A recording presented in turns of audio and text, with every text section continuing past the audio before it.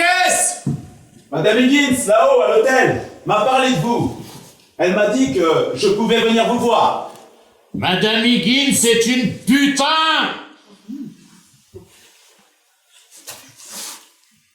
Vous m'avez entendu? Oui, je vous ai entendu. À vrai dire, je n'ai pas d'avis sur la question. Je peux entrer? Poussez, c'est ouvert.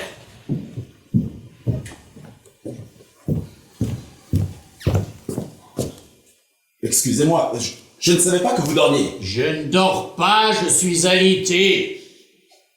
Tous les 4 mois, je reste au lit 5 jours pour remettre mes organes en place. La position horizontale aide à rétablir l'équilibre interne. Je reste au lit et je mange de la purée de fèves. Je me lève juste pour pisser. Et pour réchauffer ma purée de fèves. Remarquable. Vous devriez essayer. N'est-ce pas un tantinet ennuyeux? L'ennui fait partie de la cure. Bien sûr. Cela vous dérange si je prends une chaise? Faites.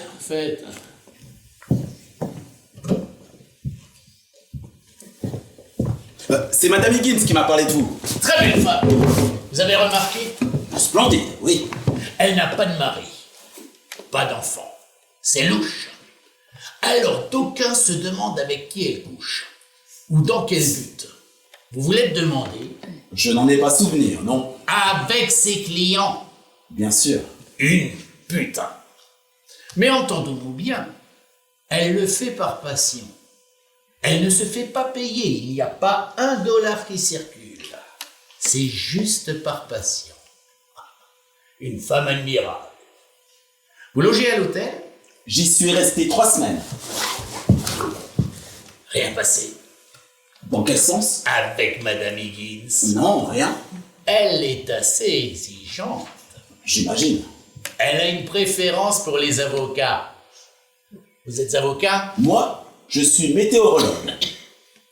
Mais encore? J'ai ma propre méthode pour prévoir le temps. Je l'ai breveté. Ça fonctionne pas mal. J'utilise la statistique. Vous connaissez? Continuez. Donnez-moi un exemple. Prenons Chicago. Et prenons un jour dans l'année. Disons le jour de Noël. Bon, je sais quel temps il a fait le 25 décembre à Chicago ces 77 dernières années. Mais qui est assez con pour s'intéresser au temps qu'il a fait à Noël il y a 10 ans? Moi, Sérieusement? si je sais quel temps il a fait, je peux savoir quel temps il fera. Si en 77 ans, les gens de Chicago, le jour de Noël, se sont réveillés sous la neige 62 fois, je sais qu'au prochain Noël, ils ont 4 chances sur 5,7 de se réveiller exactement dans la même situation. Je pourrais aussi vous dire combien de centimètres de neige ils trouveront probablement dans leur rue. Vous gagnez votre vie avec ce truc-là? Ça commence à bien marcher. Si vous vendiez des pelles à neige à Chicago, par exemple, vous montreriez un intérêt certain pour mes statistiques. Je ne vendrai jamais de pelle à neige à Chicago. C'était un exemple. L'été, je devrais me trouver un autre travail. Probablement. Moi, chaque jour, je sais quel temps il fera le lendemain. Comment savez-vous? Je regarde les couleurs de la rivière. On vous a dit ce que je faisais, moi, comme métier? Oui, on m'a dit que vous étiez. On vous appelle le pêcheur. Mais vous ne pêchez pas de poissons, je sais. Vous pêchez, comment dire, des corps. Je regarde le cours et les couleurs de la rivière. Sa hauteur, sa vitesse, comment elle remue son cul. Elle sait quel temps il va faire et elle me le dit. Vous vous trompez souvent? Rarement. C'est pour ça que vous êtes venu me voir? Non, je n'étais pas au courant de cette histoire de couleurs. Et alors? Voyez-vous, à Chicago, il n'y a en définitive pas beaucoup de vendeurs de pelles à neige. Et du coup, je me suis dit qu'il était peut-être préférable de s'orienter vers des lieux plus touristiques. Vous me suivez? Continuez. J'ai pensé aux cascades. Les gens viennent de partout pour assister à ce spectacle. Cela devient une véritable attraction. Alors, je suis venu voir et j'ai décidé de rester. Je dois compléter mes tableaux. J'en ai pour un moment. Vos tableaux? Le temps qu'il a fait ici, aux cascades, au cours des 77 dernières années, chaque jour que Dieu a créé sur Terre. Et comment faites-vous? Je consulte un peu les archives communales, je lis un peu les vieux journaux, mais on ne trouve pas grand-chose. Alors je demande aux gens. Comme si les gens se rappelaient le temps qu'ils faisaient il y a 40 ans. C'est ce que tout le monde pense, mais ce n'est pas vrai. Les gens se rappellent. Foutaise! La dernière fois que vous avez repêché un corps là-dessous, c'était quand? Le 3 mars. Une belle prise. Un banquier new-yorkais. Il est resté 3 jours à l'hôtel Great Falls. Et au moment où sa voiture l'attendait pour repartir, il a commandé une coupe de champagne en disant qu'il devait encore aller jeter un coup d'œil aux cascades. Il s'est rendu seul jusqu'au port, a vidé sa coupe et a sauté. Vous savez quelle est la dernière chose qu'il a faite avant de plonger? Vous allez me le dire? Il a retiré ses gants, lentement, et les a posés sur le parapet du pont. Le plus curieux est qu'il avait son chapeau sur la tête. Un beau chapeau de banquier. Mais celui-là, il ne l'a pas enlevé. Il a sauté avec son beau chapeau. Ah! Les gens sont étranges. Où l'avez-vous repêché? En bas dans l'anse de peuplier après les rapides. Ça a été tout un bordel pour le récupérer parce que le corps était allé se nicher sous un amas de débris, loin de la rive. J'ai dû prendre le bateau. Il pleuvait en plus et il y avait un vent du diable. Je prenais l'eau de partout, une vraie galère. Vous voyez? Je vois quoi? 3 mars 1902. Vent et pluie, froid. Ça vous dérange si je prends des notes? Qu'est-ce que vous foutez? C'était l'après-midi, le matin, le soir. Vous vous souvenez, pas vrai? L'après-midi? L'après-midi. Vous voyez, les gens se rappellent le temps qu'il faisait. Qu'est-ce que vous racontez? Ce jour-là, j'ai repêché un corps dans la rivière. Au cours des 24 dernières années, vous avez repêché 217 corps. Je suis sûr qu'en travaillant un peu ensemble, vous pourrez m'être d'une énorme utilité. Ok. Moi, je repêche des morts dans la rivière. Mais les autres, tous les gens ne repêchent pas des morts et ne peuvent pas se rappeler. Mais tous un jour ont vu mourir leur père ou sont montés pour la première fois dans un train. Tous ont embrassé une femme, gagné une course, perdu beaucoup d'argent. Tous sont entrés dans une nouvelle maison ou sortis de l'hôpital. Des jours particuliers. Je peux me permettre de vous demander si vous vous rappelez la première fois que vous avez vu votre nom dans le journal? Bien sûr. J'ai la coupure encore là-bas. D'ailleurs, ils ont fait une faute, ces connards. Vous l'aviez acheté ou on vous l'a montré? Faut trouver que j'ai une tête à acheter les journaux. Non, Horace est venu à la rivière. Il l'agitait, il criait, c'est lui qui me l'a apporté. Il courait vers la rivière en agitant le journal. Dans quel type de lumière? Beaucoup de lumière, je dirais. Beaucoup de lumière. C'était une belle matinée très chaude. Vous voyez? Merde! Ça ne vous ennuie pas si je prends des notes, non? Vous avez essayé avec Madame Higgins? Essayez? Dans quel sens du terme, si je peux me permettre? Oh, pas dans ce sens-là. Essayez de l'interroger sur la météo, tout ça? Non. Cette femme a tendance à m'intimider. Du fait de sa grande beauté. Oui, c'est plausible. Donc, vous ne lui avez pas demandé? Je n'ai pas trouvé de manière élégante d'aborder le sujet. Dommage. C'est sans doute une situation qui peut justifier une certaine déconvenue. Mais vous êtes toujours comme ça? Comment, comme ça? Lisse. Je veux dire, vous n'élevez jamais la voix, vous n'explosez pas. Toujours aussi tranquille, quoi. Plutôt. Plutôt. Il m'arrive occasionnellement de perdre le contrôle, en effet, si c'est ce que vous voulez dire. Et ce, en quelques rares circonstances bien définies. Ah!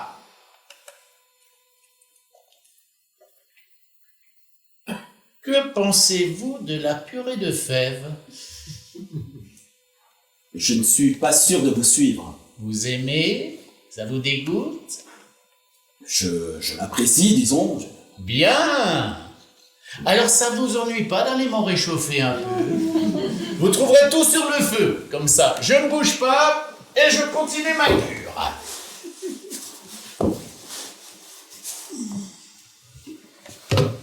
D'accord. Vous avez juste à allumer le feu, prendre la cuillère en bois et remuer sans jamais vous arrêter. Mais lentement. D'accord. Madame Higgins vous a vraiment parlé de moi? Oui, Elle vous a dit quoi? que vous connaissez les cascades comme personne, c'est vrai? Bien sûr. Et elle m'a raconté que vous retrouvez tous les morts. Comment faites-vous? J'ai la carte en tête. La carte de la rivière. Je l'ai mémorisée à force de m'entraîner. À 5 ans, je passais déjà tout mon temps à ça. Je jetais dans l'eau tout ce qui me tombait sous la main, et je suivais son parcours, puis je le gravais dans ma mémoire. Parfois en bateau quand on m'emmenait. Si maintenant vous jetez un tronc d'arbre, ou même un banquier, enfin ce que vous voulez, je peux le laisser faire 3 miles au milieu des rapides, sauter par-dessus les chutes, le voir disparaître dans les remous, et à coup sûr, je le rattraperai au vol après ce joli petit voyage là où je sais. Vu que cet endroit est la capitale mondiale du suicide, cela doit être une affaire rentable. Non, attendez, je ne fais pas ça pour l'argent. Je ne veux pas $1. Je vis d'autre chose. Vraiment? Je tiens un kiosque en bas au pied des chutes avec des souvenirs, des trucs comme ça. Je l'ouvre quand j'en ai envie. De temps en temps, j'organise une promenade en bateau. Cela semble reposant. Ça l'est. Il faut remuer plus lentement. Je remue lentement. Pas assez lentement. Vous m'avez dit lentement, je remue lentement. Mais pas assez. Alors, vous auriez dû dire... J'aurais dû dire. Attention, les mots sont de petites machines très exactes, croyez-moi. Si on ne sait pas les utiliser, autant s'abstenir. Mieux vaut qu'on se résigne à rester ce qu'on est, à savoir un vulgaire animal, qui montre difficilement les choses du doigt en essayant de se rappeler les quelques phonèmes qu'elles évoquent, mais sans se plaindre ensuite si les gens nous chassent à coups de pied comme un chien errant. Parce que c'est tout ce que l'on mérite, si on ne sait pas aligner 2 mots correctement. Par exemple, remuez très lentement avec la cuillère en bois. Remuez vous-même dans ce cas. Levez-vous de ce lit crasseux. Remettez à la verticale la tripaille que vous avez dans le ventre, qui de toute façon pourrira inévitablement, puisque vous vivez dans l'endroit le plus affreusement humide de la terre. Faites toutes ces 4 foutus mètres et remuez tout seul cette répugnante purée de fèves dont la simple odeur me fait vomir, nom de Dieu.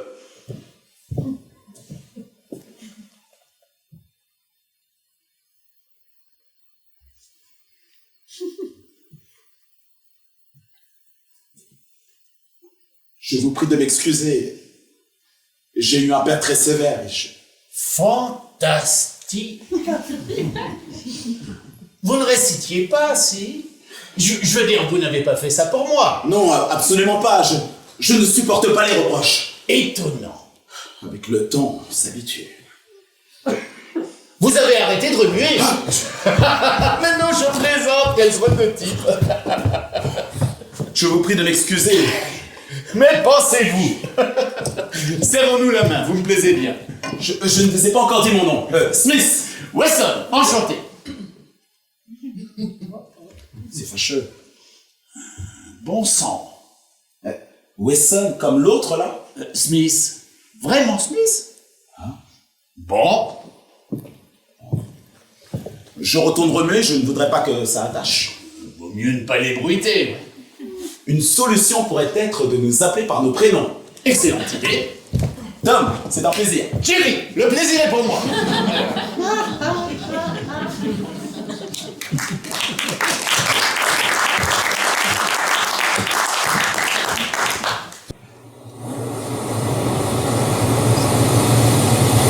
C'est terrifiant! Un verre dans son but, hein? Quoi? Un verre dans son but! Dans quoi? Ouais! Ah! Dans les chutes! Ne vous penchez pas! Il y a combien de mètres? 50, je dirais! Combien de mètres, j'ai dit? 50 mètres! Oui! Combien? 50 Jean!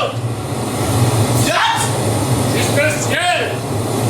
Je dirais 50! Il y a trop de boucans ici! Venez avec moi! Je ne suis pas sûr que c'était une bonne idée. Le verre de cognac avant de venir venir ici. Quoi? Le cognac, Je n'ai pas pris le cognac! il commence à me monter à la tête. Tenez-vous! Je ne vais pas tomber. On sait jamais! J'ai pas envie d'aller vous repêcher! Je vous dis que je ne vais pas tomber. Je vous demande de vous tenir! Je me tiens. Vous appelez ça se tenir? J'appelle ça comme j'en ai envie. Si je vous dis que je ne vais pas tomber, je ne vais pas tomber. Ce n'est pas parce que vous êtes nés dans cette putain de rivière que tous les autres sont de parfaits couillons. Tout va bien? Je crois que j'ai soudain comme une envie de vomir, Bougez pas, je vous tiens! une intense envie. Tenez-vous à moi, on y va!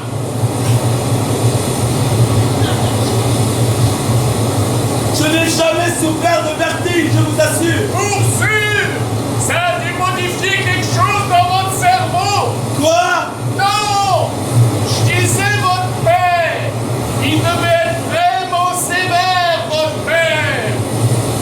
Que faites-vous? J'ai vomi. Vous avez vomi dans les chutes du Niagara? Je considère ça comme un privilège. M'en état, merde! Ça se fait! 21 mai 1902, jour où Dan Smith, homme simple s'il en est, a salué la nature solennelle et sauvage, puis entre ses bras. Blah! Ouais! C'est la purée de fèves. Vous l'avez mangé il y a 5 jours! La purée de fèves plus le cognac. Venez! En pratique, il faut imaginer le cognac précipité sur un lit de purée de fèves. Rentrons immédiatement! Ça l'a comme réveillé, vous comprenez? Somnolente, la purée de fèves gisait, tapis dans les méandres de mon duodénum quand le cognac a surgi pour lui rendre sa vigueur et du coup... Chut! Pardon? Faites plus un mot! D'accord. Chut! Si vous devez répondre, répondez en secouant la tête! Non. Maintenant, ça va beaucoup mieux. Voilà, alors venez!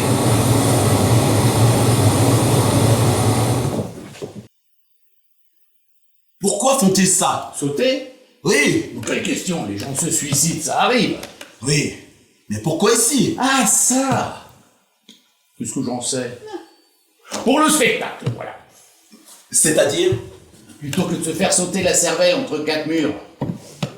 C'est comme un grand théâtre ici, non? Peut-être qu'ils s'imaginent en train de donner leur dernière représentation. Le grand final, vous me suivez? Oui.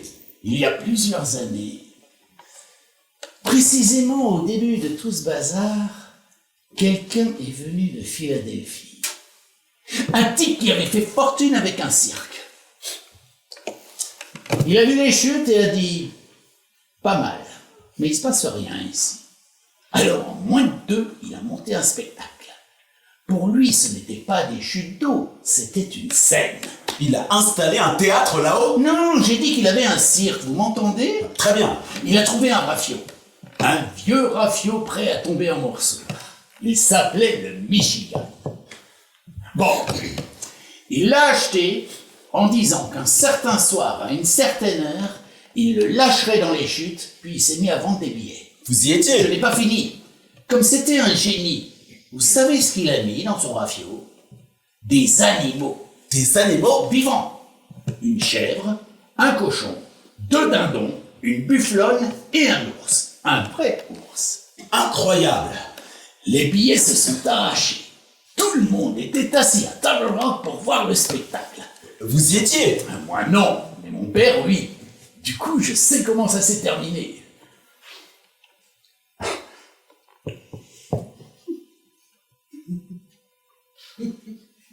Je dois payer pour savoir comment ça s'est terminé? il a lâché le Michigan dans le courant un peu en amont des chutes. Les animaux ont commencé à hurler à la mort. On dit hurler? Ça dépend de quel animal on parle. La chèvre a commencé à bêler, par exemple. Là-dessus, je ne me sens pas autorisé à douter. Non, je veux dire, tous ensemble.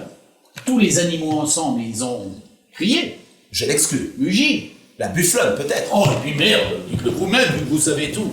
Ils ont émis une plainte terrifiante qui semblait provenir des entrailles d'une nature sauvage et ancestrale. Bref, les animaux ont commencé à hurler à la mort, d'accord? Comme si on était en train de les égorger. Jusqu'à ce que le Michigan se mette à gîter, qu'il heurte de plein fouet un rocher à fleur de nez. Qui est-ce, bon sang? Je m'appelle Rachel Green. Je suis une amie de Madame Higgins. Madame Higgins, c'est une putain.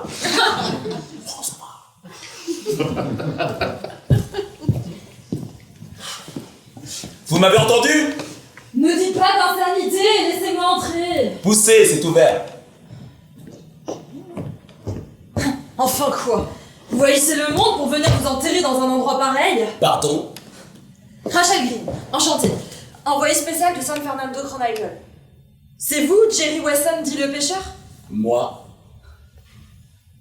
Non, ce n'est pas vous. Alors vous êtes Smith. Et vous, c'est Wesson. Rachel Green, enchantée. Envoyé spécial de San Fernando Chronicle.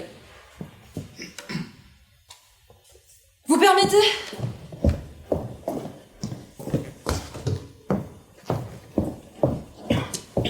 Franchement, par ici, nous avons plutôt tendance à haïr les journalistes. Très original. Compliment. Rien à se mettre sous la dent? Peut-être un vieux reste de purée de fèves. Du cognac? Je crois que je vais prendre le cognac. Excellent choix. Monsieur Wesson, cela ne vous ennuie pas de... On se la coule douce par ici, non? Détrompez-vous. C'est arrivé dans un rare moment de détente, consécutif à une expérience quelque peu traumatisante. Je ne suis pas sûre de vous suivre. Vous êtes venus nous casser les burettes à l'heure de la sieste. Bien sûr. Je m'excuse. Vous êtes excusé, mais auriez-vous la gentillesse de nous expliquer qui vous êtes et ce que vous faites ici? Absolument. Vous voulez la version longue ou la version courte? La courte. D'accord. Je suis journaliste, j'ai 3 $ et 18 cents en poche, et si je ne trouve pas un vrai scoop dans ce trou où il ne se passe jamais rien, demain, je suis bonne pour faire le ménage chez Madame Higgins. Tout compte fait, ce ne serait peut-être pas inutile d'entendre la version longue. Très bien. Je m'appelle Rachel Green. J'ai 23 ans. Il y a 2 ans, je me suis enfuie de chez moi pour des raisons qui me regardent et que je préfère oublier. J'avais un rêve. Écrire. J'écris étonnamment bien, vous savez. Alors, je me suis dit que je pouvais tenter ma chance dans le journalisme. C'est par là qu'il faut commencer. Je travaille depuis 2 ans pour le San Fernando Chronicle, et la chose la plus fascinante qu'il m'ait été donné de faire est de remplir l'agenda des marées. Apparemment, quand tu es une femme de 23 ans, tout ce que le monde du journalisme américain peut te proposer, c'est d'apporter des sandwichs à la rédaction et, tard le soir, de tailler des pipes à ton chef. Dégueulasse. Je me taisais, je subissais, mais il y a 9 jours, j'ai craqué et je me suis mise à crier comme une folle en plein milieu de la rédaction. Je crois que je leur ai tout balancé. En particulier qu'ils n'étaient qu'une bande de porcs. Le chef n'a pas scié. Il s'est levé de son bureau, une feuille à la main, il s'est approché de moi et il m'a dit « Tu veux être journaliste? Vas-y !» Et il m'a tendu sa feuille. « Je te donne 10 jours pour me ramener un article de une, il m'a dit. » Voici la feuille en question.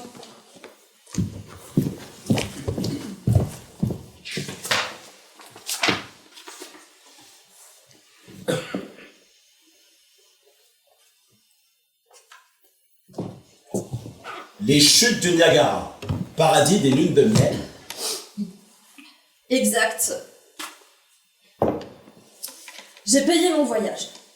Je suis arrivée ici. J'ai enquêté. Et voilà ce que j'ai découvert. Les gens viennent ici pour leur lune de miel, Personne ne sait pourquoi. Fin de l'histoire. En effet, je me suis demandé moi Je aussi. n'ai même plus de quoi rentrer chez moi. Si j'envoie pas un malheureux article d'ici 24 heures, je suis foutue. Sachez que l'heure de ménage chez Madame Higgins est plutôt bien payée. Pouvez-vous imaginer que j'avais d'autres projets? Certainement. Voilà. Reste à comprendre pourquoi, disposant d'un délai aussi dramatiquement restreint, vous avez voulu l'entamer en venant trouver deux pauvres types qui, je peux vous l'assurer, ne sont pas ici en lune de miel. Mais comment il parle celui-là? Bien, il parle bien. Admettons. Si vous voulez, je traduis. Non, non, j'ai parfaitement compris. Il veut savoir pourquoi je suis ici. C'est une bonne question. Je suis ici parce que je ne veux pas donner raison à ces porcs. Je ne veux pas retourner vivre chez mon père et je n'entends pas renoncer à mes rêves. Je suis ici parce que si j'abandonne cette fois, j'abandonnerai toute ma vie. Donc, J'ai un plan et j'ai besoin de vous deux. De nous deux? Il n'y a pas de scoop dans ce spectaculaire trou pourri. Bon, eh bien, le scoop, je vais le créer moi-même. Voilà ce que je me suis dit. Mais encore? Nous allons faire en sorte qu'il se produise ici quelque chose qui ne s'est encore jamais produit. non, attendez. Nous sommes tous les deux très occupés. Et quelque chose comme quoi? Vous êtes trop occupé, c'est ça? Ah Eh oui, bien.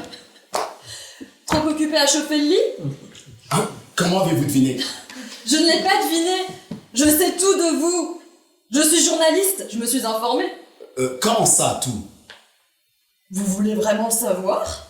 Ça dépend. Ça dépend rien du tout, bien sûr que je veux savoir. Monsieur Smith, je peux commencer par vous. Si c'est vraiment nécessaire. Je suis fascinée par cette histoire de tableau statistique. Merci. Tout le monde en parle ici. Alors, j'ai fait quelques calculs. Est-ce que vous savez combien de temps il vous faudrait pour les terminer? 32 ans. Ah, Et encore, dans une projection optimiste. Donc c'est une arnaque. Du coup, j'ai cherché à comprendre pourquoi vous étiez venu vous enterrer ici. Il m'a fallu 2 jours. Finalement, Madame Higgins m'a expliqué la situation. Un résumé? Je vous en prie. Vous êtes un inventeur plutôt génial. Peut-être trop génial. Ou simplement malchanceux. De fait, vous êtes recherché pour dette dans 4 États. Vos investisseurs ne semblent pas particulièrement satisfaits de la manière dont vous gérez vos affaires. gros sang, mais qu'est-ce que... Rien, je vais vous expliquer. Ensuite, dans l'Iowa, vous êtes recherché pour escroquerie. Mais là, le contexte est différent. Je me trompe ou vous avez exercé un temps l'activité de magicien? Un engouement passager. Vous faisiez disparaître des objets et des personnes. Ah, si on veut. Puis, c'est vous qui avez disparu. Et figurez-vous que c'était loin d'être facile. En tout cas, là-bas, ils sont toujours en train de vous chercher. Félicitations. Je vous remercie. Avant de vous connaître, je pensais que vous étiez venu ici pour en finir. Maintenant, je sais que si vous avez imaginé vous jeter dans les cascades, cela n'a probablement pas duré longtemps. Vous aimez trop la vie, pas vrai? Je trouve que c'est une opportunité contraignante qui peut réserver d'incomparables satisfactions. Voilà. Du coup, pas de suicide. Mais qu'est-ce que vous êtes venu faire ici alors? Je pourrais essayer de vous l'expliquer. Plus tard. D'abord, nous devons nous intéresser un peu à Monsieur Wesson. Dit le pêcheur? Oui, le pêcheur. Mais le vrai pêcheur, c'était votre père. Une sorte de héros local. Une légende. Parce que lui, il les repêchait vivants, je me trompe? Voulez-vous dire? Il arrivait à les sauver. Il en a sauvé 11 en 30 ans des courants de la rivière. Et il est mort en essayant de sauver le 12e. Un petit garçon de 9 ans à peine.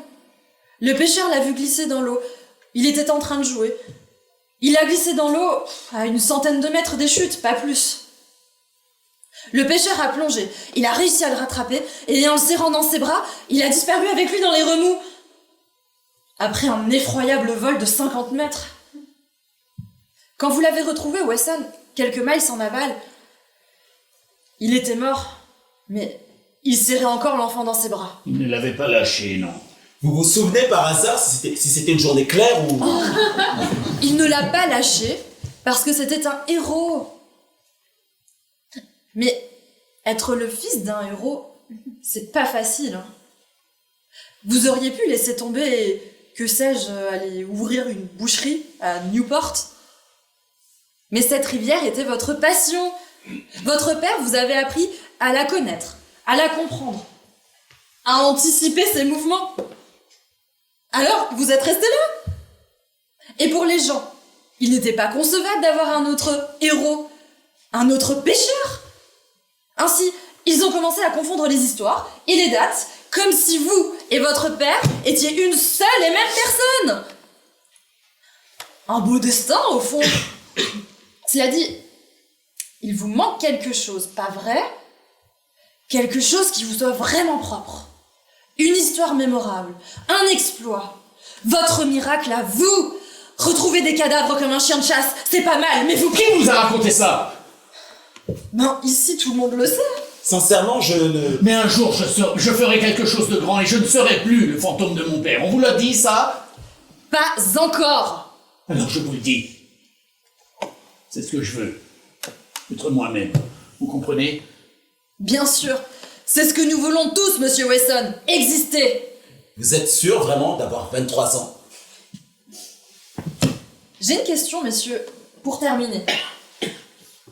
Combien avez-vous en poche? 12 $ et 75 cents. J'en sais rien, 3-4 $. Bon. Eh bien, avec moi, on arrive à un total d'environ 19 $. Maintenant, je résume. On attendait un tas de choses de la vie. On n'a rien fait de bien. On glisse peu à peu vers le néant, et ce dans un trou paumé où une splendide cascade nous rappelle tous les jours que la misère est une invention humaine et la grandeur, le cours naturel du monde. On pourrait se tirer une balle, mais on n'a même pas de quoi s'acheter un revolver. Bref, on est dans la merde, tous les trois. Et une seule chose peut nous sauver. Laquelle? Notre talent. Lequel? Votre génie Smith. Tout ce que vous savez sur la rivière, Wesson, et que personne d'autre ne sait. Il manque le vôtre. Votre talent, mademoiselle. Bon, cela me semble évident. J'ai 23 ans.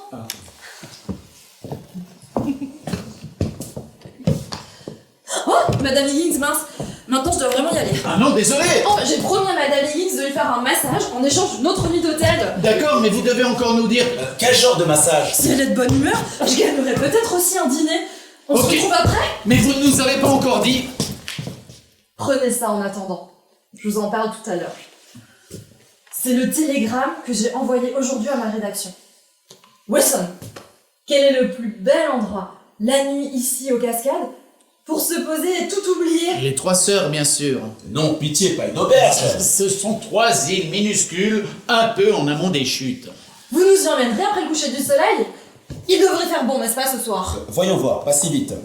Beau coucher de soleil, brise légère, très bon. Ok, alors c'est décidé, nous poursuivrons notre conversation là-bas.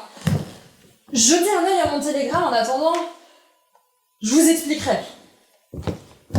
Rendez-vous chez Madame Higgins, elle parle toujours en bien de vous, elle sera contente de vous voir. Tiens, la cuvette des chiottes dans la cuisine, c'est bizarre. En regardant de plus près, il pourrait bien s'agir d'un évier. Oui, c'est probablement ça. Un brin de ménage de temps en temps, non? À ce soir alors.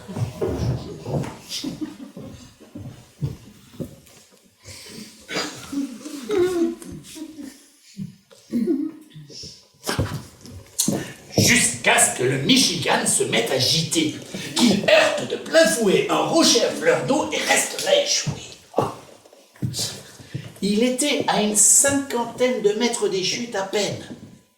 Les gens qui avaient payé leur billet ont commencé à crier que ça ne comptait pas. Mais ensuite, tandis que le Michigan coulait à pic, les animaux se sont mis à sauter par-dessus bord. L'autruche en premier. Elle s'est jetée à l'eau et a été immédiatement engloutie. Il n'y a jamais eu d'autruche.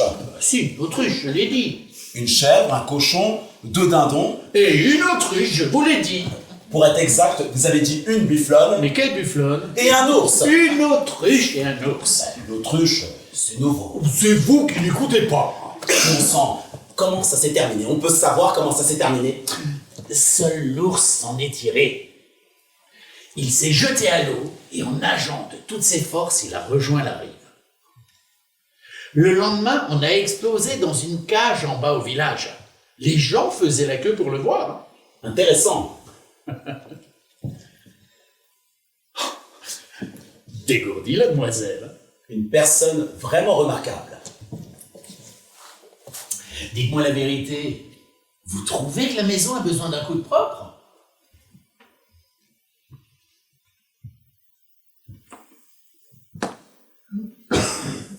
Là-dessus, je n'entretiens aucun doute. Bon. Bon, Bon.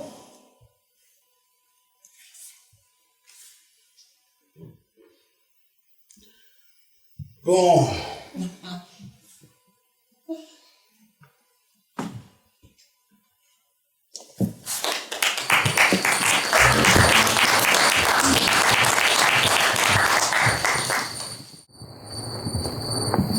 Si personne ne l'a jamais fait, il doit y avoir une raison. La peur, le manque d'imagination. Le bon sens. Cela s'appelle le bon sens. Les cascades sont sans pitié. Et qui vous le dit? Les gens s'y jettent pour se tuer. Cela ne vous évoque rien. C'est précisément ce à quoi j'ai pensé. Pourquoi diable une telle merveille devrait-elle être un lieu de mort? Et si quelqu'un se jetait de là-haut dans le but de vivre, je me suis dit. Alors, l'article m'est venu tout de suite. Le grand saut. Dans 30 jours, le matin du 21 juin, solstice d'été, pour la première fois, un être humain se jettera dans les chutes du Niagara dans le but d'en sortir vivant. Irrésistiblement, à la rédaction, ils ont trouvé ça irrésistible. Ah, dommage que ce soit un canular. Ce n'est pas un canular. C'est ce qui va se produire. Et nous allons faire en sorte que cela se produise. Nous avons 30 jours. Nous pouvons y arriver. Vous, Smith, j'ai vu vos inventions. Vous êtes un génie. Inventez quelque chose pour faire sauter quelqu'un de là-haut sans qu'il ne finisse en charpie. Une armure, un truc, n'importe quoi. Je suis sûre que vous en êtes capable. Et vous, Wesson, merde, vous connaissez ces rivières comme votre poche. Trouvez-nous le meilleur endroit pour sauter. Il doit exister une façon de se jeter sans se tuer. Cela doit exister. Il reste tout de même à résoudre le petit problème qui est de trouver la personne disposée à sauter de cette manière. Ben, ça... Vous avez quelqu'un en tête?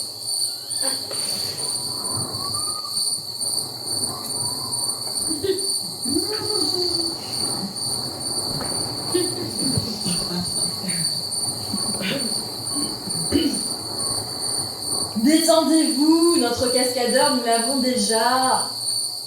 C'est moi. Vous? Oui, moi. Vous êtes folle? Je ne suis pas folle. J'ai 23 ans. Ben justement, c'est bien trop jeune pour mourir. Je ne mourrai pas. Vous allez m'aider, je ne peux pas mourir. Et puis de toute façon, De toute façon, quoi? ça me plaît. Tout ou rien. Mais vous imaginez si on y arrive? Que se passera-t-il si on y arrive? On sera sorti de l'affaire, une bonne fois pour toutes. Sorti de la merde. On cessera de n'être personne. J'écrirai ce qui me plaira. On se battra pour me publier. Et vous serez dans tous les journaux d'Amérique. Et on pourra me Est-ce mettre... vraiment un avantage? Wesson, vous n'espériez pas devenir un héros? Non. Un héros, non, je n'ai jamais dit ça. Je voudrais devenir Jerry Wesson. Pour moi. Pour tout le monde. Justement, vous serez là le jour J en bas pour me repêcher. Et mon seau sera le saut que vous aurez imaginé. Que vous seul êtes capable d'imaginer dans ces fichues cascades. Dites-moi comment sauter, et votre père ne sera plus personne. Elle est folle. Non, elle ne l'est pas. Bon sang, que dites-vous? Plonger dans ces cascades et ne pas mourir. Personne n'en parle. Mais ici, tout le monde en rêve. Depuis quand? Depuis toujours. Nous vivons de ces cascades, mais elles font de nous ce qu'elles veulent. La seule solution serait de s'y jeter et d'en ressortir sain et sauf. Nous attendons depuis toujours que quelqu'un le fasse. Ces 50 mètres mènent droit en enfer, Watson. Oui, mais il existe une voie. Mon père me l'a expliqué. Votre père? Il savait ce qu'il y a sous l'eau. Il a dressé des cartes. Maintenant, c'est moi qui les ai. Je sais qu'il existe une voie pour sauter et ne pas mourir. Soyez raisonnable. Personne ne peut savoir ce qu'il y a là-dessous. Il le savait, lui. Si je vous expliquais pourquoi, vous ne me croiriez pas. Et de toute façon, si votre père avait su comment s'y prendre, exalté qu'il l'était, il aurait sauté lui-même. Il n'en a pas eu le temps. Et puis il était seul, il n'avait personne pour l'aider à inventer l'engin. Il lui manquait un génie, quelque chose de ce genre. À propos, vous êtes vraiment un génie, comme le dit la demoiselle? Non, parce que, à vous voir comme ça, on n'a pas franchement l'impression de ce grand inventeur. Figurez-vous par exemple que mon système de prévision météorologique est véritablement génial. Vous n'auriez pas assez d'une vie pour le mettre au point. Baliverne. Je sais pas, mais moi, les génies, je les ai toujours imaginés un poil différents. Vous voyez les conserves de viande? Les boîtes en fer avec la viande à l'intérieur, Exactement. c'est vous qui les avez inventées? Non, mais dites-moi, comment les ouvrez-vous? Mon père les ouvrait d'un coup de revolver. Toujours votre père. Moi, je les ouvre comme tout le monde, un bon coup de hache. Efficace. Pourquoi? Il existe une autre technique? En effet, de mon invention, l'ouvre-boîte. Une petite chose de rien du tout, mais géniale. Même une vieille dame aveugle pourrait l'utiliser. Alors pourquoi vous n'êtes pas encore millionnaire? Une étonnante succession de circonstances défavorables. Vous le saviez? Merde, elle s'est endormie. Étrange cette gosse. Chut. Étrange cette gosse. Elle est étrange, mais elle a raison. Dans quel sens? Elle a raison de vouloir affronter les cascades. Elle a raison. Qu'est-ce qu'il ne faut pas entendre? C'est une manière d'affronter un tas de choses. Elle a raison. Et nous allons l'aider. Nous? Nous. Parlez pour vous. Non, je parle pour nous deux. Dites-moi la vérité. Vous avez bien déjà quelques idées. Mais pensez-vous? Dites la vérité. Rien, des petites choses. Ah, vous voyez? Juste comme ça, histoire de... À quoi pensez-vous? Je ne sais pas. Mais c'est une question fascinante, je l'admets. Il faudra enfermer cette jeune fille dans quelque chose qui flotte, qui ne laisse pas entrer l'eau et qui contienne suffisamment d'air pour qu'elle ne meure pas étouffée. Et savez-vous ce qui m'est revenu à l'esprit? Quoi donc? J'étais en Californie et je me rappelle avoir lu qu'ils faisaient des courses en descendant les rapides de je ne sais quelle rivière. Et savez-vous ce qu'ils utilisaient? Des tonneaux. Des tonneaux comme ceux qu'on remplit de vin. Ils descendaient dans des tonneaux. Enfermé? Je ne sais pas, je ne me rappelle pas. Mais c'était des tonneaux, j'en suis sûr. C'est une bonne idée. Faudrait la creuser un peu, mais... c'est une bonne idée. Ça flotte, c'est résistant. Ça ne laisse pas entrer l'eau. Mais comment faisait-il pour ne pas mourir étouffé? Bon sang. Combien de temps? Watson, combien de temps vous faudrait-il pour la repêcher? C'est pas, ça dépend de la manière dont elle saute. Dans un tonneau, je vous l'ai dit. Il nous faut un tonneau énorme. Un tonneau, Watson. Un tonneau dans lequel elle puisse tenir assise. Qui nous dit qu'il ne va pas voler en éclats au contact avec l'eau. Je me charge de résoudre ce problème. Dites-moi juste combien de temps la jeune fille devra rester là-dedans. Après le saut, le tonneau sera submergé, ça c'est sûr. Et là-dessous, tout peut arriver. Il pourrait même ne jamais remonter à cause des tourbillons. Mais imaginons au contraire qu'il remonte. S'il remonte à la surface, c'est bon. En 30 secondes, 40, je le récupère. Moins d'une minute? Je pense, mais je dois faire des essais. Faites-les. Chut, faites-les. Maintenant, Pas maintenant, quelle idée? vous m'avez dit de faire des essais. Mais oui, mais je ne vous ai pas dit de les faire maintenant. Alors il fallait dire faites des essais demain. Pardon? Attends, soyez plus précis quand vous parlez. Moi? Attention, les mots sont des petites machines très exactes. Voilà, maintenant je dois apprendre à parler avec un sauvage qui... Où suis-je? Tout va bien, Mince, je rêvais. Excusez-moi, c'est que j'ai eu un père très sévère. Vous aussi? Mais je préfère pas en parler. Bien. Quoi de neuf ici? Ah oui, le grand saut. Nous en étions là, pas vrai? Plus ou moins.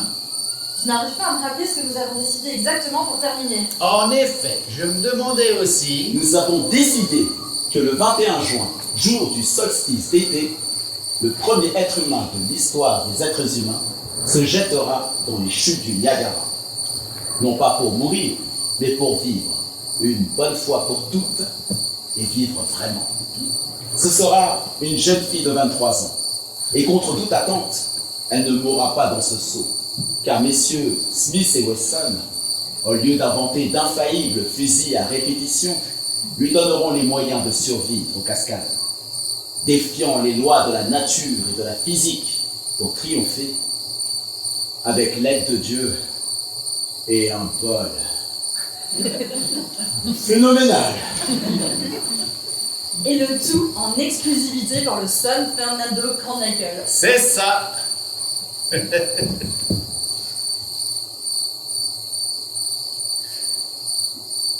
Quelle lune!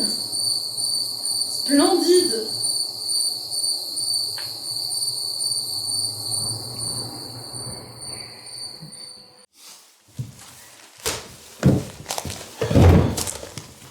Le grand saut.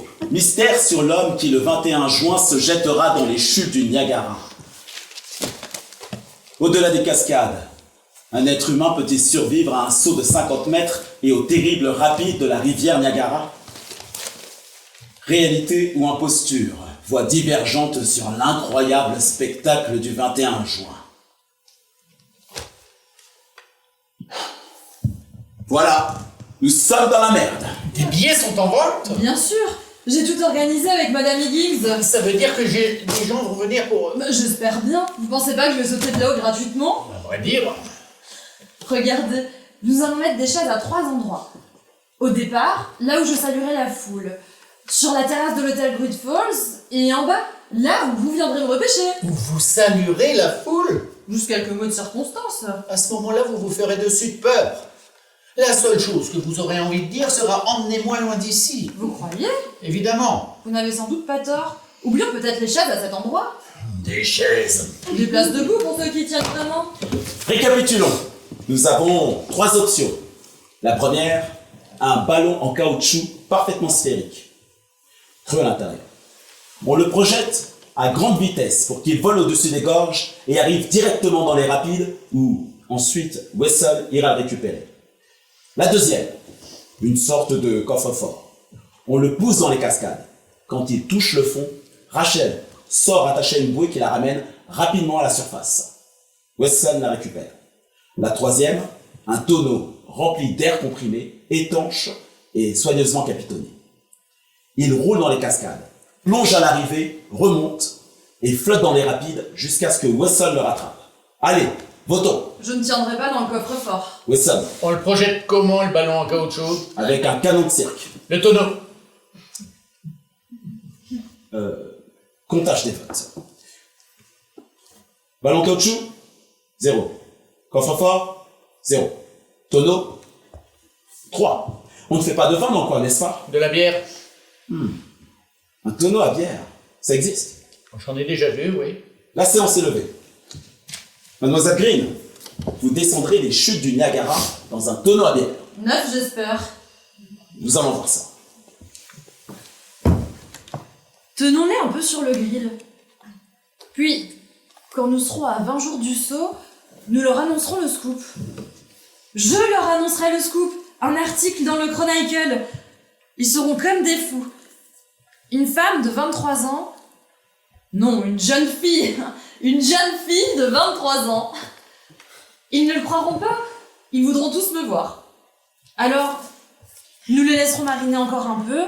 Et 15 jours avant le saut, conférence de presse. Ils viendront des 4 coins du pays. Nous la ferons dans le salon du Great Falls. Faudra que je me trouve une tenue. Rien de tape à l'œil, une robe toute simple. Et vous m'accompagnerez, Wesson. Un homme, c'est important. Il faudra bien vous habiller, faire preuve de charisme. Vous avez quelque chose de sombre? Moi? Vous serez superbe dans votre costume. Je ne suis pas sûr de... Wesson, faites-le pour moi. Ce jour-là, faites-moi le plaisir d'être le plus beau dans votre costume. Que je n'ai pas? Que vous aurez. D'accord, que j'aurai. Non, vous devez me dire, d'accord, je serai le plus beau. Pourquoi? Dites-le moi. D'accord, je serai... Le plus beau. Le plus beau Le possible. plus beau. Le plus beau. C'est ça. Nous sommes les plus beaux. Ouverture de l'intérieur si elle est prise au piège, mais aussi ouverture de l'extérieur. Si elle perd connaissance, si elle ne peut plus bouger, si elle meurt naturellement. Mais elle ne doit pas mourir. Ne la fais pas mourir là-dedans, putain. Pas une goutte d'eau ne doit entrer, pas de choc, et suffisamment d'air. De l'air, de l'air, de l'air. 8 mètres cubes d'air comprimé. Donne-lui cet air et elle ne mourra pas. Donne-lui cet air, nom d'un chien galeux. Trouve un truc où je te jure que... Wesson, j'ai besoin de Wesson. Il ne m'est pas difficile de révéler au lecteur de ce journal qui sera l'être humain qui se jettera dans les grandes cascades pour prouver au monde et à soi-même que... Ah, blablabla... Cela ne m'est pas difficile car cette personne se trouve devant moi, maintenant je peux la voir. Je la connais depuis 23 ans et je sais qu'elle ne me ment pas. Cette personne, c'est moi, Rachel Green. C'est moi qui... Oh, mais quelle connerie suis-je en train d'écrire? L'élément décisif est de la faire arriver au bon endroit sur l'arête des chiffres. Nous avons une idée d'où se trouve cet endroit. Ici. Et pour y arriver, nous devons mettre le tonneau à l'eau exactement là. Vous voyez, il va contourner le rocher. Puis dériver un peu sur la droite, c'est inévitable. Et ensuite, il devrait filer droit comme une boule de billard jusqu'au bord du gouffre. Comment savez-vous? Je fais des essais depuis 6 jours. J'ai jeté de tout dans la rivière. Je ne peux pas me tromper. De tout, c'est-à-dire? Vous avez dû remarquer qu'il n'y a plus de crédence à la maison. Non, vous l'avez jeté? Il me fallait quelque chose de lourd. Dans les cascades? Je l'ai rempli de sacs de terre et hop! Maintenant, écoutez bien ce qui s'est passé. Bon sang, vous auriez dû m'appeler. La crédence arrive sur l'arête, bascule, se détache de l'eau. Pas beaucoup, juste un peu, à peine, puis elle vole. Elle vole droit jusqu'en bas, jusqu'à ce point. À cet endroit précis, elle heurte l'eau. C'est compliqué parce que là, on ne voit déjà plus rien. Il y a tout le remous qui forme une sorte de brume, un rideau, vous me suivez? Continuez. Elle heurte l'eau et plonge. Alors les emmerdes commencent. Dans quel sens? Dans le sens où il est très difficile de savoir combien de temps elle restera là-dessous. La crédence, en l'occurrence, y est restée 1 minute et 10 secondes. Et après? Après, plop, comme un bouchon de champagne. Elle a jailli hors de l'eau et est retombée et a filé droit dans le cou. Vous voulez dire que cette jeune fille va devoir rester 1 minute et 10 secondes? Non mais quel connard! Écoutez ça! Comme si j'étais une acrobate, une contorsionniste ou un truc du genre! Ben quoi? Je suis journaliste! Et je vais devenir écrivain! Écoutez, rendez-moi un service, emmenez-la faire un tour. Contrôlez la vente des billets, prendre des photos, allez faire un tour. Et mon père m'a écrit, écoutez ça! Faites voir. Là, ici en bas, lisez! Là, ici! Cette nouvelle qui plonge notre famille dans la honte et la consternation. Je n'aurais jamais... Mais vous vous rendez compte? Justement, à propos de plongée. Il devrait être fier de moi, au lieu d'être plongé dans la honte et de croire que je vais sauter Oui, là. oui, justement. Je ne sais pas si vous êtes pleinement consciente de la dynamique du saut à laquelle vous allez être confrontée. Mais une petite réflexion me paraît... Mais on s'en fout, il y a le fou! On s'en fout, il y a le fou! Vous voyez, vous êtes perturbé. Puis-je savoir qui finance tout cela? Je croyais que vous le saviez. Madame Higgins, Madame Higgins, et qui lui demande de le faire? elle touche la moitié des recettes. Et puis, c'est une bonne publicité pour l'hôtel. Comment l'avez-vous convaincu? On parle beaucoup pendant les massages, vous savez. Ah, les massages! Ne le dites pas sur ce ton, ce sont des massages on ne peut plus normaux. Ah, j'aimerais vous croire! Comment ça, j'aimerais vous croire? On me demande comment sera habillée la jeune fille. En voilà une question, qu'est-ce que j'en sais? Restez évasif, aucune importance. D'accord. Non. Attendez. C'est quoi la question? Comment vous serez habillée? Mais c'est une bonne question! Faites-leur comprendre que je serai peu habillée. Pardon? Inventez quelque chose, mais soyez assez précis. La jeune fille portera une tunique transparente, très légère, un truc comme ça. Et doublez le prix des billets en bas, là où on me repêchera. Pour garantir à Mademoiselle Green la liberté de mouvement nécessaire, il lui a été recommandé de porter une tenue minimaliste. Probablement rien de plus qu'une robe légère. C'est parfait! Mademoiselle Green répondra à toutes les questions, sauf celles qui concernent sa vie privée. Je vous demanderai donc Et d'être... si vous vous demandez ce que ma famille pense de tout ça, voici la réponse. Elle est plongée dans la honte. Vous pouvez l'écrire. Green, Alphonse Green, il travaille dans la finance à Madison en Indiana. Allez l'interviewer et saluez-le de ma part. Je vous en prie. Le tonneau a été conçu par un homme de génie. Et à l'issue de cette aventure, il sera exposé au Great Falls, où pour la modique somme de 5 cents, les gens pourront le voir, et même s'ils le souhaitent, y entrer. Je ne suis pas autorisée à donner le nom de cet homme.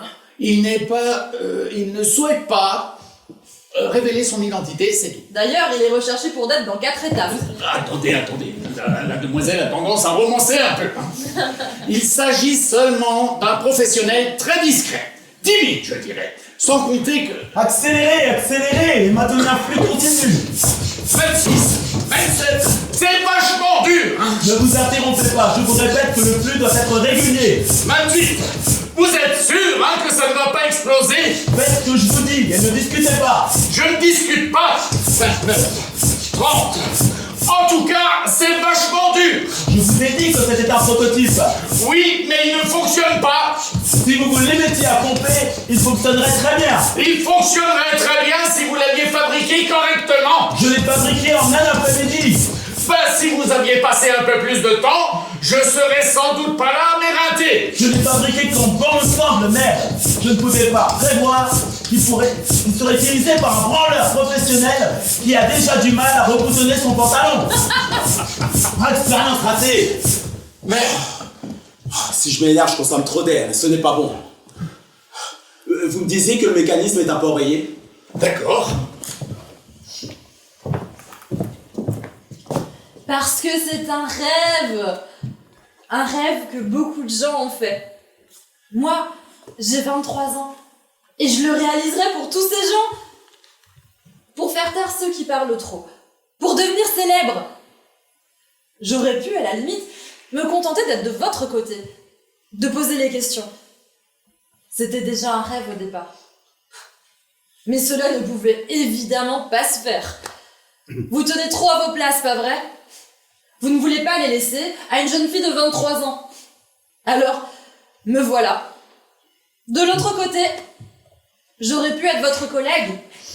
Maintenant, je suis votre mission. Pourquoi je devrais? Je ne vais pas mourir. Je vous le dis, je ne vais pas mourir. Avant, oui. Plutôt avant, je mourrais un peu chaque jour. Ça, c'était mourir. Mais d'une façon qui, franchement, n'est pas faite pour moi. Moi, oui, je pense que tout ira bien, pourquoi? Monsieur Wesson connaît cette rivière mieux que vous, le fond de votre poche. Il sait où il doit venir me chercher et me repêchera là. C'est le pêcheur, il ne peut pas se tromper. Je ne peux pas me tromper, mais laissez-moi vous dire que quand elle sera sous l'eau, la rivière en fera ce qu'elle voudra. Peut-être qu'elle la recrachera tout de suite à la surface. Peut-être qu'elle la gardera là-dessous un bon moment. Ce que je sais, c'est que nous la ferons plonger à l'endroit le plus profond. Aucun risque qu'elle percute quoi que ce soit. Regardez par ici. Vous voyez, 10 mètres plus haut et elle s'écrase dans cette faille. Quelques mètres plus bas et 1, 2, 3 écueils cachés à fleur d'eau la hache menue. Mais si nous parvenons à viser ce point précis, D'où sortent ces cartes? c'est la rivière, ce qu'il y a en dessous. J'ai compris. Je demande qui les a dessinés. Mon père, Et comment il a fait? Il a plongé, il est allé voir. ce serait trop long de vous raconter. De toute façon, vous ne me croiriez pas, personne ne me croit. Il a tout dessiné. La rivière, les chutes et puis les rapides. Wesson, sauf votre respect, comment pouvons-nous être sûrs qu'il n'a pas tout inventé? Il a dessiné uniquement ce qu'il a vu. Vu? Il a dessiné uniquement ce qu'il a touché. Touché? Uniquement ce sur quoi il a mis les pieds. Tout est annulé, on arrête tout. Peu importe ce qu'a dit le chef de la police. Nous savons qu'aucune loi n'interdit à un citoyen américain de se jeter dans les cascades. Madame Higgins pourra vous donner plus de précisions à ce sujet. Madame Higgins a un faible pour les avocats. Elle connaît les meilleurs avocats et on lui a assuré que... Nous ne risquons rien. Le 21 juin, tout se passera comme prévu. Il n'y aura aucune intervention de la police. Non, pas de prêtre, non. Pardon, mais qui vous a dit ça? Non, je ne crois pas avoir jamais prononcé la phrase « Je suis entre les mains de Dieu, il me rattrapera au vol ». Je n'imagine pas s'occuper de ce genre de choses, je pense qu'il a mieux à faire, non? Avec tout ce que nous avons à faire, vous restez là à corriger vos statistiques? Et alors? C'est des conneries! Vous n'êtes pas météorologue, arrêtez votre cirque! Je vais être très clair, monsieur Wesson. Si le fait de venir à bout de ces tableaux constitue en effet un objectif hypothétique, écoutez-moi bien. Je continuerai à les compléter jusqu'à ce que je crève. Et vous voulez savoir pourquoi? Pourquoi nous en sommes? Parce que c'est beau. Parce que j'adore faire renaître les jours un à un dans la mémoire des gens. C'est comme une partie de solitaire.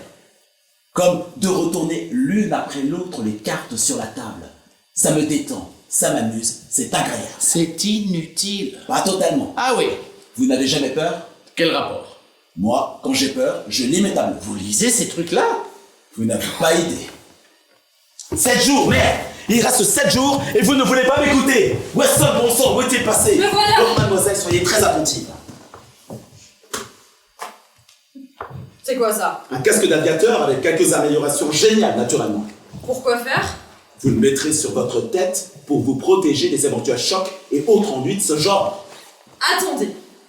Les gens paient pour me voir sortir de ce tonneau dans une robe légère et super sexy, et vous croyez que je mette ce pot de chambre sur la tête? Vous préférez avoir le crâne fendu en deux? À tout prendre, oui. Mettez ce casque. Parce que sinon, quand le tonneau passera devant moi, je détournerai le regard et on vous retrouvera dans le Connecticut. Alors, venez jeter un œil. Vous serez assise là. Vous voyez le siège? Magnifique. Les compartiments sur les côtés sont pour les jambes, toujours pour réduire au minimum les chocs. Avec les mains, vous tiendrez fermement ces deux poignets. Il n'y a pas de corde ni de sangle, rien. En cas d'urgence, vous devez pouvoir sortir en un éclair. Vous me suivez? Chouette. Le couvercle s'ouvre avec ses deux leviers à ressort. Vous ôtez la sécurité et imprimez une rotation de 45 degrés. Essayez. Parfait. Mais rappelez-vous que, sauf cas d'urgence, vous devez rester immobile là-dedans. Wesson vous fera sortir au bon moment. D'accord? C'est quoi ça? Une boîte à musique. Pardon? J'ai fixé une boîte à musique sur la paroi du tonneau. Au moment de partir, vous tirez sur le cordon, la mélodie s'enclenchera. Il y en a pour 3 minutes et 12 secondes. C'est le temps dont vous disposez avant qu'il n'y ait plus d'air. Vous comprenez? Pas vraiment. Tant que vous entendez la musique, rien à craindre. Quand elle s'arrête, prenez une dernière bouffée d'air. Ouvrez le couvercle et fichez le camp. Ça ne sera pas nécessaire, on vous repêchera avant. Mais au cas où, C'est une mélodie.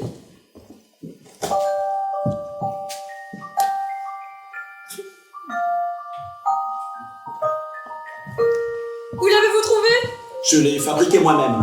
Enfant, j'avais ce hobby. Mais les enfants jouent à cache-cache, ils ne fabriquent pas des boîtes de musique. Oui, c'est vrai.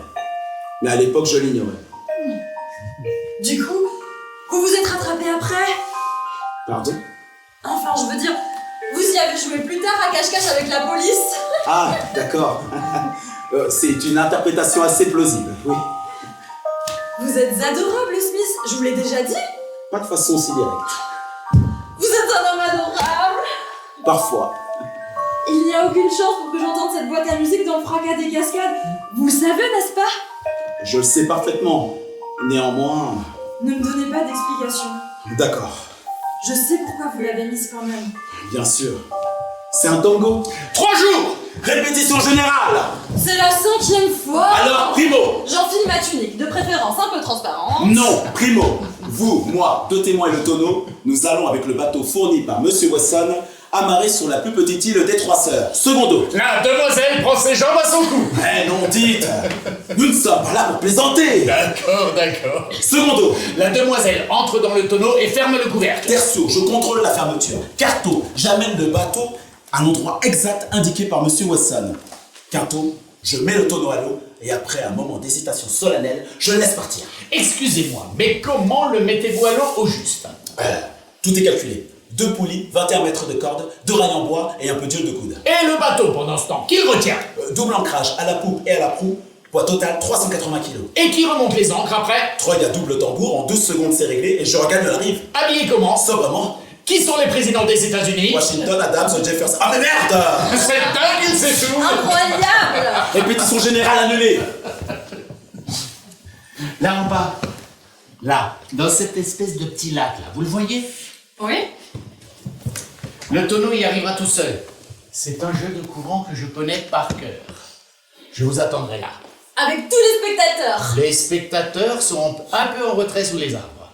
Je ne fais rien et j'attends que vous veniez ouvrir le couvercle. Oui, Si je suis inconsciente, Il y aura un docteur. un coiffeur pourrait être utile aussi. si vous voulez un coiffeur, je ferai venir un coiffeur. Je plaisante. Ah! Je plaisante parce que je commence à avoir peur. Ah, voilà. Mais ne le dites pas à Smith. De toute façon, il le sait. Vous croyez? Il sait tout. Et vous? Oh, moi! En dehors de la rivière, je ne sais que dalle. Monsieur Wesson, un peu de sérieux. Venez ici et regardez-moi dans les yeux. C'est quoi cette histoire de votre père qui a marché sur le lit de la rivière? Nous étions dans la forêt pour ramasser du bois. Et tout à coup, silence. Le vrai silence. Nous n'entendions plus le bruit des chutes. Vous me croyez? Continuez. Nous avons couru à la rivière et elle avait disparu. Je vous le jure. Les cascades étaient réduites à quelques malheureux filets d'eau. Il n'y avait plus rien. Les gens se sont mis à crier à la fin du monde. Presque tous se sont précipités à l'église. Mon père m'a dit, vite, suis-moi. Nous avons couru à la cabane pour prendre papier et crayon et nous sommes retournés aux cascades. Pendant 3 jours, mon père a exploré à pied toute la zone. Il dessinait tout. C'était une occasion unique, pouvoir enfin découvrir les secrets que la rivière cachait sous son cul. Voilà d'où viennent les cartes que vous avez vues. C'était en quelle année? 1867, janvier. L'hiver le plus froid du siècle. C'est ça. Merde, Wesson, ces cartes sont justes. Allons donc! Croyez-moi, elles sont justes. Hiver 1867, fin janvier. Des vents d'ouest, inopinés, très violents, repoussent d'énormes blocs de glace à contre-courant sur les rivières du Nord. Ils les repoussent jusqu'à les amasser à l'endroit où, d'habitude, les grands lacs se déversent dans ces rivières. Une sorte de gros bouchon de glace se forme. Résultat, les lacs ne s'évacuent plus et les rivières, comme par magie, disparaissent d'un coup. Cela a duré 3 jours. Comment le savez-vous? Je suis météorologue. Ah!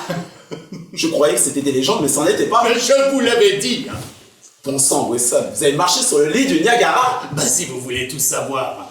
Avec mon père, nous sommes même allés pisser là-haut, juste sur l'arête, dans le précipice. Et alors? Oh, rien de spécial. Franchement, c'était plus amusant de pisser dans les soupières en argent de Great Falls. Il nous reste combien de temps 22h16 minutes. J'ai contrôlé le bateau, tout va bien. Que diriez-vous de donner un nom au tonneau? Ce n'est pas un bateau, je sais. On peut donner des noms au tonneau. Freedom! Ne dites pas de conneries. À 10h du matin, pas vrai? Le départ est à 10h, pas vrai? C'est décidé? Quelqu'un a décidé? Je quitte le bateau, saut dans la calèche et file jusqu'en bas, là où vous devez la repêcher. Ou je me mets en boule par terre et attends qu'on vienne me dire comment ça s'est terminé. Voilà, mais le bateau, vous me l'amarrez bien, s'il vous plaît. Qu'est-ce qui vous fait dire que je vais mal amarrer? On sait jamais, dans l'excitation du moment. Qu'est-ce qui vous fait dire que je céderai à l'excitation du moment? Il nous reste combien de temps? 16h11 minutes. Mais Madame Higgins, qu'en pense Madame Higgins? Oh, je vous ai dit que je ne voulais pas de curieux autour du tonneau. C'est si difficile à comprendre. Si je vous dis que je ne veux pas, Moi? Me laver? Mais il n'en est pas question.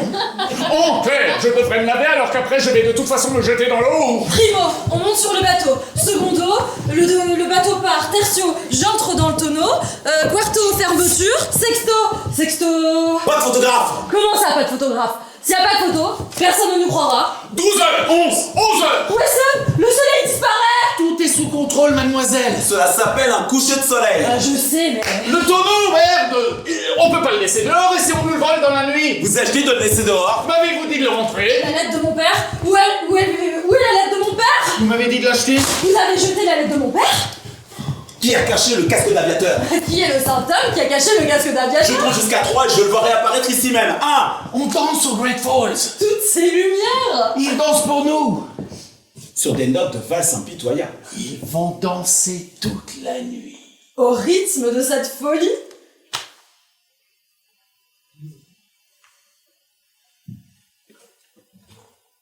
« 21 juin 1890. On inaugure par une tiède journée ensoleillée une joyeuse initiative qui deviendra pendant 5 ans une tradition locale, la course de cerf-volant. D'après mes calculs, les probabilités de voir ce jour-là un concurrent foudroyé, cerf-volant en main, avoisinaient les 14%. 21 juin 1891, deuxième édition de la course de cerf-volant. Beau soleil, le vainqueur est le fils de McCormick, le brasseur. 21 juin 1892, troisième édition. Journée étouffante. C'est Jessica Jones qui l'emporte, fameuse pour ses tresses blondes. 21 juin 1893, quatrième édition. Ciel voilé. La victoire revient à un étranger qui prétend être le champion du monde de cerf-volant, un Italien. 21 juin 1894, cinquième édition. Grand vent. Orage soudain à 4h30 de l'après-midi. Le concurrent numéro 19 est frappé par la foudre et depuis lors il prédit l'avenir. Quand il a repris ses esprits, ses premiers mots ont été « L'an prochain, il n'y aura aucune course de cerf-volant dans cette maudite ville. » 21 juin 1895. Bof. 21 juin 1896. En visite aux cascades, le célèbre illusionniste Bardanovski retient la douceur de la soirée quand il a rencontré pour la première fois la jeune comtesse italienne Giulia Alberti, pour laquelle il s'est finalement suicidé 2 ans plus tard. 21 juin 1897. Je n'oublierai jamais que j'ai tout perdu au jeu le 21 juin 1897, me dit le vieil Albert.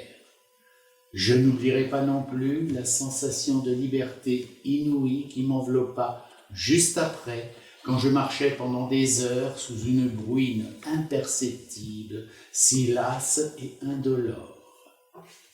À présent, il écrit des romans d'amour sans franc succès. 21 juin 1898. Après 3 jours de pluie battante, un éperon rocheux se décroche sur le front ouest des cascades, entraînant avec lui un journaliste allemand qui admirait le spectacle. On peut se demander si au fond, il ne s'agit pas d'une mort acceptable à sa manière. 21 juin 1899. Matt Cork, enlisé avec sa charrette sous un déluge biblique, renonce à son voyage à Darmington, rentre chez lui à pied et trouve sa femme Elisabeth au lit avec son frère. Son frère à lui, pas à elle, tient-il à préciser. 21 juin 1900. À l'occasion du 50e jour de sécheresse, le pasteur Campbell délivre un sermon mémorable sur l'arche de Noé retranscrit dans le journal local à la rubrique Coup de soleil. 21 juin 1901, Madame Higgins ouvre la nouvelle aile du Great Falls et tout le monde se souvient d'un merveilleux bal sous les étoiles. 21 juin 1902, demain, dans la lumière cristalline d'une splendide journée ensoleillée, Rachel Green, 23 ans, deviendra le premier être humain au monde à descendre les chutes du Niagara dans un tonneau à bière vide et presque neuf. Plus personne n'oubliera jamais son nom.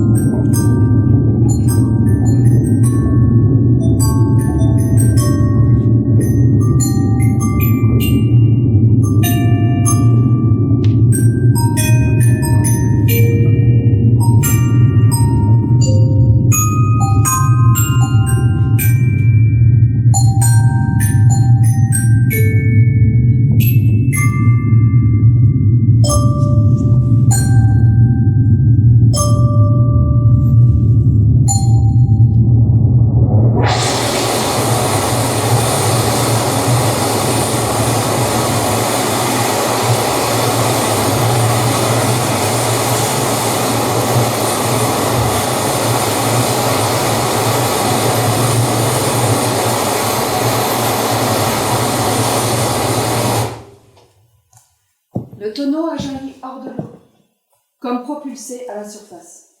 Il volait. J'entends encore une sorte de cri étouffé dans l'assistance, presque étranglé.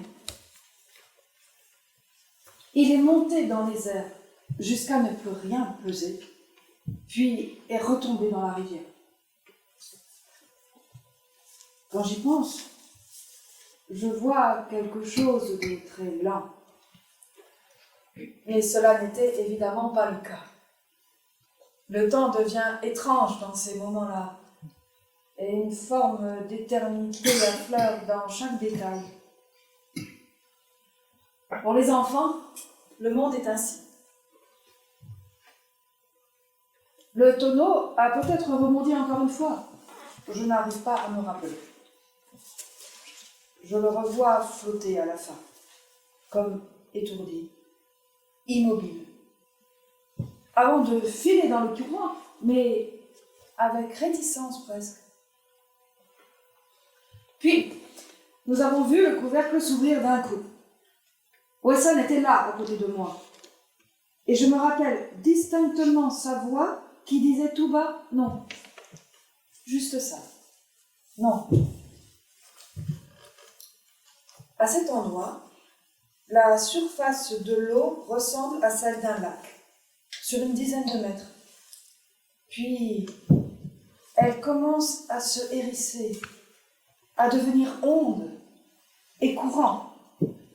J'ai vu un bras de Rachel.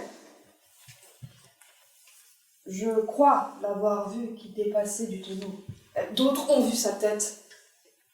Mais aucun de nous, à cet instant, c'était difficile de comprendre. Nous ne savions pas très bien ce qui devait se passer, alors. Nous savions pour le saut. Mais comment on allait ensuite la récupérer, Rachel? Nous l'ignorions. Wesson le savait, et je l'ai regardé. Mais je n'ai vu qu'un homme méconnaissable qui scrutait la rivière, cherchant quelque chose. Le tonneau s'est mis à prendre l'eau et à disparaître de temps en temps dans les premiers remous. À un moment donné, je ne l'ai plus vu. Plus personne ne l'a vu. Je me rappelle un silence absolu. Puis un cri. Un autre. Devant nous, brièvement, sous nos yeux, au milieu de la rivière, une petite traînée blanche, telle l'écume d'une vague. Mais c'était Rachel. C'était elle, sa robe, emportée par le courant. Juste quelques secondes. Et pas de tonneau. Il avait disparu.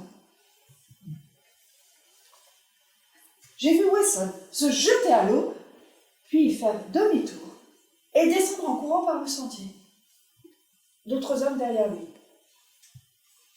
Moi, debout, immobile. Encore quelques secondes. Rachel là, au milieu des flots, la tête tournée vers le ciel, cherchant de l'air, puis rapide. Beaucoup de gens qui courent. Des hurlements. Alors, doucement, sans courir, j'ai pris le sentier, moi aussi. Les yeux toujours rivés sur la rivière. Aucune pensée, rien. J'ai marché durant un temps que je n'arrive pas à déterminer. Et à hauteur de la vieille cabane, j'ai vu les gens s'arrêter au bord de l'eau. Je me rappelle mes pas comme le tic-tac d'une horloge. Le calme étrange dont on peut faire preuve. Les gens qui s'écartent et me laissent passer. Je suis Madame Higgins. S'il y a une reine ici, aux Cascades, c'est moi. Je les remercie d'un geste qui leur est familier, puis observe, en veillant à ne pas bouger un muscle de mon visage, car c'est précisément ce qu'ils attendent de moi. Je vois Wesson, à genoux, les mains posées toutes les deux sur la tête de Rachel, figée comme si elle retenait un petit animal.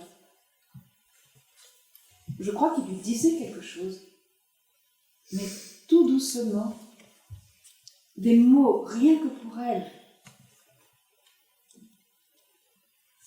Je me suis agenouillée dans la boue, et je me souviens de mes yeux cherchant quelque part un ultime signe de vie.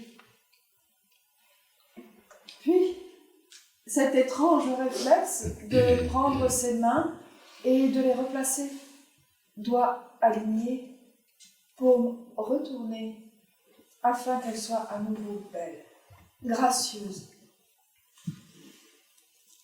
Cet étrange besoin de corriger les petites imperfections, quand désormais il est trop tard pour arrêter l'énormité d'un destin manqué. Mais peut-être était-ce juste une intuition féminine, une chose entre elle et moi, une tendresse inévitable, moi qui n'ai jamais été capable de tendresse. Wesson s'est tourné vers moi pour me regarder, et je lui ai fait un signe. Il a ôté ses mains de la tête de Rachel. Alors je l'ai vue, et ce n'était plus elle. C'était un masque grotesque. Et j'ai compris ce que Wesson voulait faire en gardant ses mains posées ainsi. Il voulait retenir le visage de Rachel avant qu'il ne s'échappe pour de bon. Sa vie, cette vie, s'en était allée trop vite pour la lenteur de nos pas et l'indécision de nos cœurs. Emportés par la rivière à laquelle nous l'avions livrée avec peu de sagesse. Mais la sagesse, voyez-vous,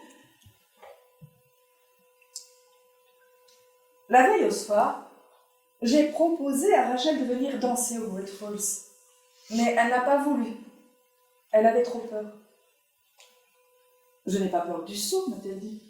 Je n'ai pas peur de la mort. J'ai peur de me retrouver là-dedans. Ne le dis pas aux autres, mais je suis morte de trouille à l'idée d'être enfermée dans ce tonneau. Je vais devenir folle. N'y pense pas. Allez, viens danser, j'ai répété. Je ne peux pas m'empêcher de penser qu'à l'intérieur, ce sera le noir total, m'a-t-elle dit. Alors je l'ai simplement prise dans mes bras en la serrant bien fort, moi qui n'ai jamais été capable de tendresse. Ce que j'aurais pu lui dire m'est venu plus tard, en repensant à cette journée, à son saut, à sa folie. J'aurais dû lui dire que beaucoup sautent de cette manière pour échapper à leur vie, pour aller au-delà d'eux-mêmes, prêts à tous les risques pour se sentir vraiment vivants. J'aurais dû lui dire que tous le font enfermés dans leur peur, enfermés dans le tonneau maléfique de leur peur, un endroit minuscule, très noir, où on se sent seul, où on respire difficilement. Et il n'y a rien à faire pour changer les choses. Et on a déjà bien de la chance. Si quelqu'un a eu pour nous l'attention de mettre un peu de musique à l'intérieur, ou si un ami nous attend au détour d'une rivière pour nous ramener à la maison, une maison quelconque. Voilà ce que j'aurais dû lui dire. Au lieu de cela, je l'ai juste serré dans mes bras, incapable de dire un mot. Petite Rachel, elle aurait vraiment mérité un jour de gloire. Et avec elle, ces deux autres fous. Dieu qu'il me manque.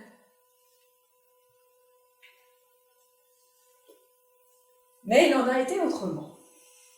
Souvent, il en va autrement. On sème, on récolte, et les deux choses ne sont pas liées.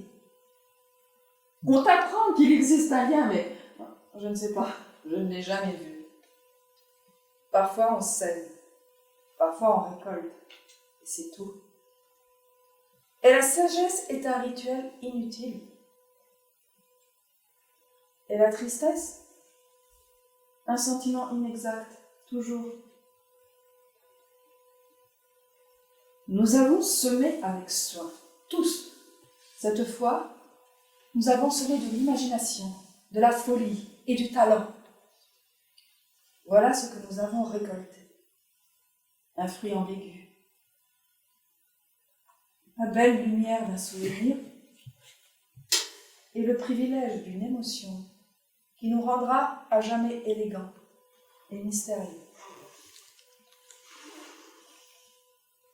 Prions le ciel pour que cela suffise à nous sauver, pour tout le temps qui nous sera donné encore.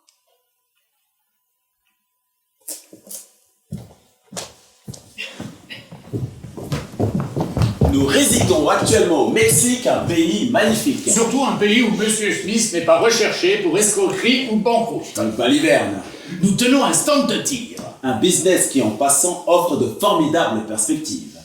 Avec Smith et Wesson, ça détonne. Il faut voir comment les Mexicains se bousculent. Notre stand est un chef-d'œuvre de technologie et de menuiserie. Disposé sur 4 roues en caoutchouc, il se démonte en 16 secondes et ne pèse que 314 kilos, carabine comprise. Ainsi, nous n'avons qu'à y atteler nos 2 mules et nous sommes prêts à partir. Comment s'appellent les 2 mules? Isota et Faskini. Recette hebdomadaire Qu'est-ce que j'en sais? considérable. Considérable. Toutefois, ce n'est pas de cela que nous voulions parler. Non, en effet. Il y a autre chose. Je vous laisse expliquer? Non, allez-y, vous êtes plus précis. Merci. Plus ennuyeux, mais plus précis. Ennuyeux? J'ai dit précis. Ah, j'avais entendu ennuyeux. Bizarre, j'ai dit ennuyeux et précis. Ah, voilà. Ou peut-être juste précis, je ne sais plus. Non, non, vous avez dit ennuyeux et précis. Oui, sans doute, vous avez raison. Merci. Bon, Bon, nous voulions vous dire que Rachel, nous ne l'avons pas oubliée. En fait, nous sommes là pour elle. Pas ici au Mexique, j'entends, mais en général. Nous nous levons le matin et la plupart des gestes que nous effectuons, ce n'était pas à vous d'expliquer. si vous me laissiez en placer une. Non, ça me revient maintenant. Tout remonte à une soirée quelques jours avant le saut. Nous étions dans ma cabane, et à un moment donné, Rachel nous a demandé « Qu'est-ce que j'ai à perdre ?» Si je meurs dans ces cascades, qu'est-ce que je perds? De sa vie. Elle voulait savoir ce qu'elle risquait de perdre de sa vie. Et elle voulait savoir à travers nous. Alors, monsieur Smith est parti dans un long discours très détaillé. Et pour finir, Rachel l'a interrompu et s'est mise à énumérer les choses de la vie qui lui tenaient à cœur. Toutes les choses qu'elle aimait faire et qui lui manqueraient terriblement si jamais elle mourait dans ce saut. Et il y en avait beaucoup. 21. Beaucoup. Évidemment, venant de cette jeune fille, ce n'était que des choses un peu étranges, je ne sais pas. Toujours avoir dans sa poche un clou à toucher du bout des doigts. Sortir des pièces en laissant la porte ouverte derrière elle. Ne porter que des vêtements de la même couleur, mais changer de couleur chaque jour. Ce n'était que des choses... Manger dans son lit et dormir ensuite au milieu des miettes.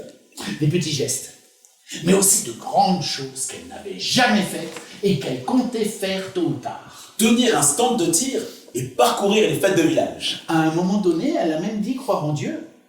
Elle nous a dit qu'elle aurait diablement aimé croire en Dieu. C'était le genre à passer des heures assises dans une église. Pas pour prier, non. Juste pour le plaisir d'être là. Une chose que je n'avais du reste jamais comprise avant. Racontez l'histoire du prêtre d'El Paso. Mais non, pas maintenant. Nous étions assis dans une église aux environs d'El Paso, au milieu de nulle part.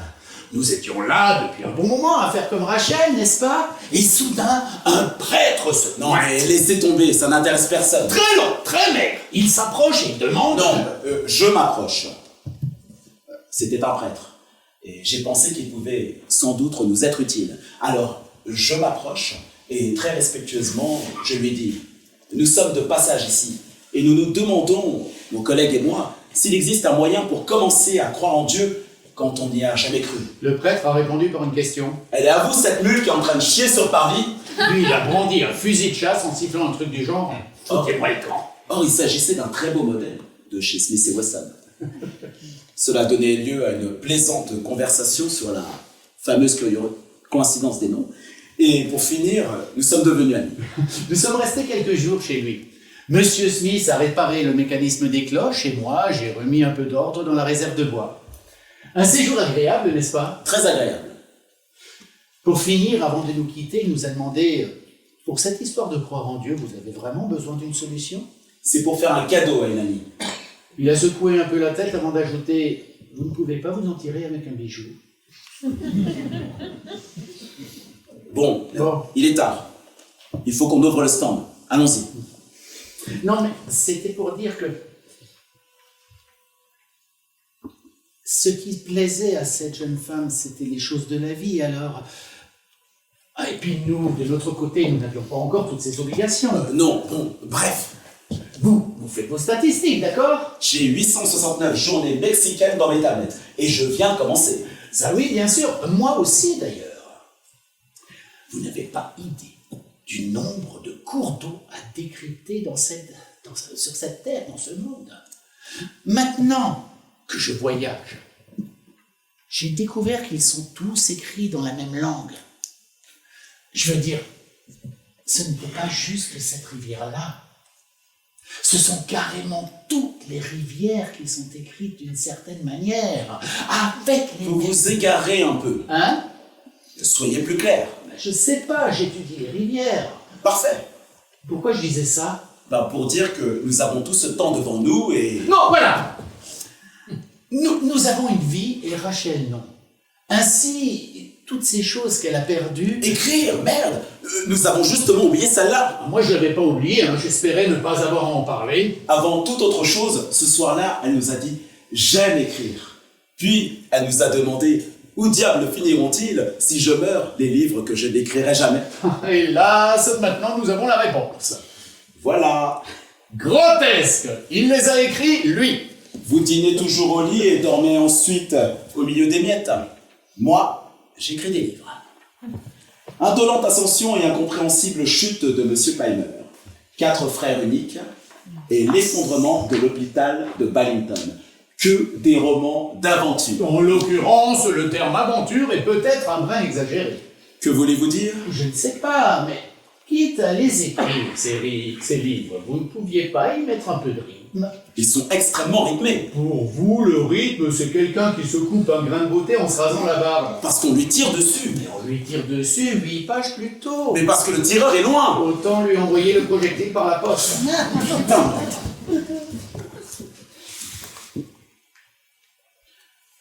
J'ai beaucoup mûri.